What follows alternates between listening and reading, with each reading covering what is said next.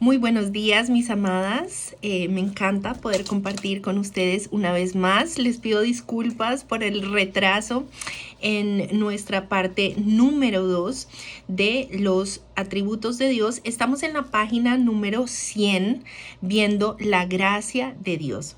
Y como siempre me gusta tener 3 puntos específicos que nos puedan ayudar a profundizar en este estudio, en el viaje al corazón del Padre. El número 1 lo he llamado el concepto adecuado de la gracia, ¿sí? Él empieza hablándonos cómo podemos nosotros ver la gracia desde 2 diferentes perspectivas. Y la primera es que él dice que es cuando nos podemos ver a nosotras mismas y decir cuán pecadoras éramos y decir, la gracia de Dios debe ser muy grande y debe ser inmensa como para perdonar a un pecador como yo. Y cuando percibimos la gracia desde esa perspectiva, es correcto. Vemos que nosotros estamos en esa posición donde hemos fallado al Señor, donde somos pecadoras y Él viene en su inmensidad y extiende su gracia sobre nosotros. Pero lo segundo que él dice es que muchas veces, y es importante que lo aclaremos, se enseña la gracia desde una perspectiva y un enfoque incorrecto, ¿sí? Por eso él dice aquí al final de la página 100, el hombre, quiere decir el ser humano, que tiene una adecuada concepción de Dios, no va a creer solamente en el amor de Dios, sino también en la santidad de Dios. Y el error que hemos visto muchas veces en las iglesias o en personas que están predicando, extendiendo la palabra de Dios, es que lo describe como una poesía fantasiosa. Es decir, que estas personas se están enfocando en lo siguiente, página 101, que el amor de Dios, el amor es Dios y Dios es amor, y el amor es en todo y en todos, ¿sí? Y todo es Dios y todo va a estar bien. Esta es una enseñanza que no está correcta. Y por eso estamos haciendo este estudio. Nosotros necesitamos tener un concepto claro y bíblico de quién es Dios realmente. Por eso es que hoy se están aceptando tantas ideologías que son incorrectas y que están confundiendo a las nuevas generaciones. Porque creemos que Dios es Dios, Dios acepta todo, Dios permite todo. Tú puedes amarte, parejas del mismo sexo, tú puedes caer en adulterio, tú puedes estar en pecado, tú puedes estar en adicciones, pero Dios es amor, Dios te ama.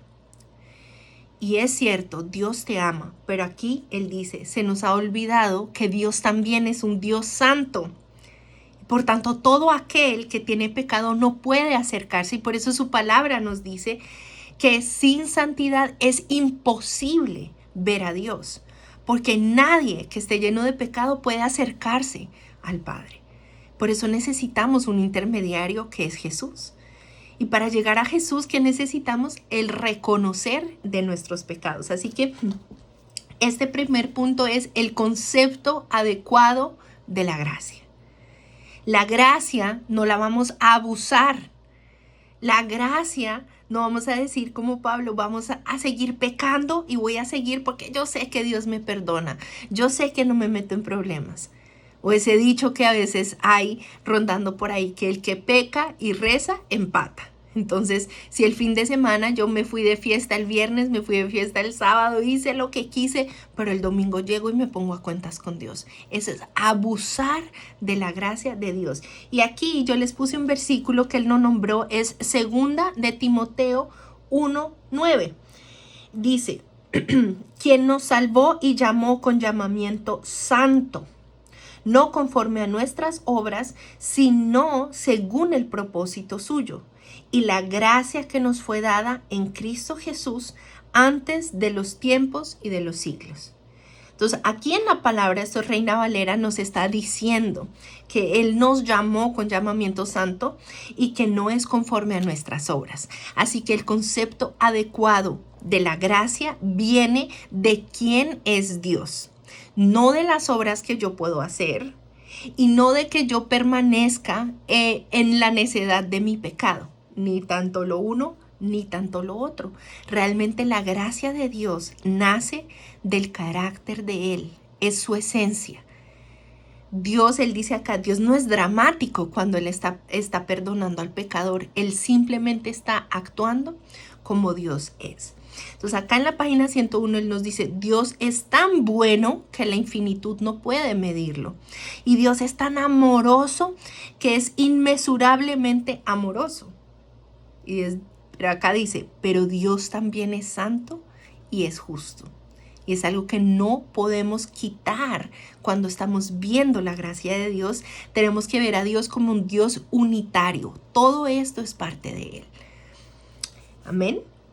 Entonces esto es algo muy, muy importante que nosotros, entonces por eso Él nos invita y Él nos dice aquí en la página 102, no nos degrademos a nosotros mismos cuando vulgarizamos la expiación o cuando creo que la palabra vulgarizar es como degradar la palabra y volverlo simplemente algo que nosotros queremos escuchar o que las personas quieren escuchar. Nadie quiere que le corrijan o que le digan lo que tú estás haciendo está mal y al Señor no le agrada. Pero en realidad nosotros somos libres a través de la verdad y de la palabra. Entonces Él nos dice, no vayamos a degradar lo que Jesús hizo en esa cruz. Cuando enseñemos de la gracia, hagámoslo verdaderamente como es. Y aquí al final de la página 102 Él dice, hay gente que puede ganar muchas personas, que pueden ser muy conocidos en la iglesia y en lo que hacen. Y Él dice, pero aun cuando gane personas para Cristo y aunque los gane en grandes cantidades, usted puede estar muy errado y establecer un énfasis equivocado. Y entonces comienza una tendencia que es mala. Y yo pienso y puedo decirlo desde mi perspectiva que cuando nosotros no estamos arraigados y cimentados, fundamentados en la verdad de quién es Dios, es fácil creer cosas que son falsas. Podemos ganar personas para Cristo, podemos ir y hacer ministerio, pero tenemos que tener las bases correctas. La gracia de Dios, el concepto verdadero de la gracia de Dios va atado a todos los demás atributos del Señor. Y esa gracia se extiende y ya vamos a ver cómo se extiende. El punto número 2 es lo que no sabemos, Y aquí les comparto 1 Timoteo 3:16, que él lo pone acá, y dice, no hay duda de que es grande el misterio de nuestra fe. En Reina Valera dice, piedad, esta usé Nueva Versión Internacional. Él se manifestó como hombre. Cuando está diciendo Él, está hablando de Dios, que se manifestó como hombre, que fue justificado por el Espíritu, visto por los ángeles, proclamado entre las naciones, creído en el mundo y recibido en la gloria. Así que aquí está hablando Pablo a Timoteo y dice, Pablo es uno de los hombres que ha pasado sobre la tierra que mayor revelación ha tenido de esos misterios, pero aún él no quiso tratar de entender cosas que su mente humana no iban a comprender. Por eso él digo, no hay duda de que grande es el misterio de nuestra fe. Y a veces nos enfocamos en querer entender las cosas que el Señor hizo, por qué las hizo, cómo las hizo, ¿sí? Pero lo que sí tenemos que tener claro es que lo que Él hizo en la cruz, estamos hablando de Dios hecho hombre, Jesucristo, fue un acto que se hizo una sola vez y para siempre. Fue el acto que rasgó el antes y el después. Fue Él que abrió el camino para que nosotros nos acercásemos al Padre. No se hizo nunca antes de Jesús y nunca más se volverá a hacer. Fue un precio que fue pagado y que la deuda ha sido saldada. Entonces hay cosas que eso es lo que yo debo creer. Y Él acá nos dice, cree solamente. Aprende a tener fe en lo que Él hizo. Ya fue hecho. A veces nosotros tratamos de hacer cosas en nuestras fuerzas y queremos tratar de entender en nuestra mentalidad y no lo vamos a poder hacer. Él nos da un ejemplo maravilloso y esto me encanta para las mamás. ¿Hay alguna vez que sus hijos les han hecho una pregunta y que ustedes dicen, no es momento de explicarle esto porque no lo va a entender? Entonces él dice acá, un niño de 2 años le dice, mamá, ¿yo cómo vine a este mundo? La mamá se sonríe y dice, eso lo sabrás después. Porque en ese momento el niño no tiene la suficiente madurez y de pronto no tiene la capacidad de su mente de poder procesar toda esa información, ¿sí? Cuando nosotros a veces venimos con ciertas preguntas al Señor, Él sabe que nuestra mente es limitada y que no la vamos a poder entender de la misma manera. Así que aquí les quiero dar otro verso que nos va a ayudar y es Romanos 11, 13 y 14. Que dice que grande es la riqueza, la sabiduría y el conocimiento de Dios. Es realmente imposible para nosotros entender sus decisiones y sus caminos. Pues ¿quién puede conocer los pensamientos del Señor? ¿Quién sabe lo suficiente para aconsejarlo? Entonces, este verso me encantó porque creo que contiene todo lo que queremos decir en este punto. Es imposible para mí poder entender las decisiones y los caminos de Dios. Cuando yo quiero explicar por qué sucede algo en mi vida y no le encuentro el motivo y la razón, me puedo ir en contra de Dios. Pero cuando yo tengo la claridad de que Dios está por encima, de que Él es soberano, de que Él es bueno, de que su gracia se extiende, aunque yo no entienda lo que sucede, puedo entender quién es mi Dios. ¿Sí? Así que esto es muy importante. Y Él lo dice acá, pongámonos de pie y miremos a la cruz y digamos, oh Señor Jehová, tú lo sabes, digno es el cordero que fue inmolado. Y podemos animar y retar a las mujeres de nuestro grupo a que hagamos esto. Miremos a la cruz. Lo que no sabemos es mucho más de lo que sí sabemos, pero que lo que sí sabemos esté anclado en nuestro corazón, que nuestra fe esté firme, mirando a la cruz y diciendo, tú hiciste y pagaste ese precio, Señor. Hay cosas que no puedo entender, hay decisiones que no hacen sentido para mi mente humana, pero yo me afirmo en saber quién tú eres en medio de todo. Acá Él dice, sabemos que Él murió y porque Él murió, yo ya no tengo que morir. Estamos como desmenuzando esta verdad. Yo no me voy a meter a entender lo que no puedo entender, pero lo que sí puedo entender tiene que estar claro y fundamentado. Porque Él murió, pagó el precio que yo debía, yo ya no debo morir. Porque Él se sacrificó, porque Él derramó su sangre. Yo debo venir a Él. Amén. Entonces, acá al final Él dice, dejemos de esforzarnos por entender y simplemente vamos a oír esa historia, vamos a recibirla de esa gracia contada por el mismo Señor Jesucristo. Y ahí va el punto número 3. ¿Dónde está la gracia? Está en Lucas 15, del 11 al 24. Yo no se los voy a leer, pero es toda la parábola del hijo pródigo, que es algo que hemos escuchado muchas veces, que es algo hermoso, pero algo que a mí me encantó que él dijo acá, ¿dónde está la gracia? Donde siempre ha estado. El hijo se fue, se apartó, avergonzó a su papá, lo dejó, le pidió la herencia, él estando vivo, que era algo que iba en contra de todo el convencionalismo de esa época.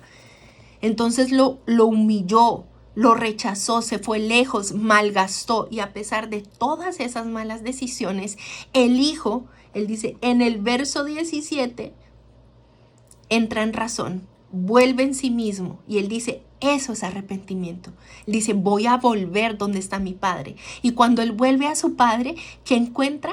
Que el padre nunca cambió, que el padre nunca se fue, que el padre no lo abandonó, que el padre estuvo ahí. Y cuando el padre le recoge y le recibe, dice la palabra de Dios, que no lo recibió con un látigo, que no lo recibió con maldiciones ni nada. Dice que lo vio desde lejos y lo reconoció y salió corriendo y se lanzó a abrazarlo y a besarlo. Esa es la gracia. La historia de la gracia, ¿dónde está? Está ahí, que el Padre siempre es el mismo y que ha dado a su propio Hijo. Tú y yo tenemos que mirar a la cruz para encontrar la gracia. Ahí está y ahí siempre ha estado. Pero somos nosotras las que necesitamos regresar.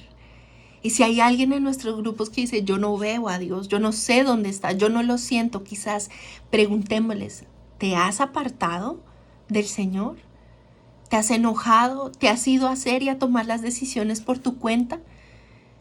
¿Y le has rechazado al Señor? Él está ahí con brazos abiertos. La gracia no fue solo que lo recibió, la gracia fue que lo limpió de la ropa sucia, del olor a cerdo, la comida de cerdo que él había comido. Lo limpió. Hizo un nuevo pacto porque le entregó un anillo.